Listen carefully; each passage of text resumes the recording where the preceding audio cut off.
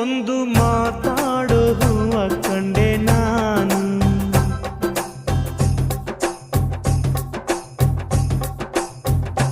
ಬಾಡದಂತ ಪ್ರೀತಿಯ ಹೂ ನೀನು.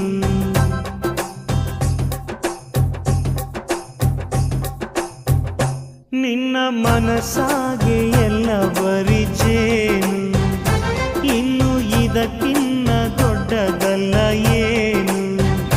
ನನ್ನ ಬಾಳ ಸಂತೋಷವೆಲ್ಲ ನೀನೇ, ನನ್ನ ಹಾಡು ಸಂಗೀತವೆಲ್ಲ ನೀನೇ.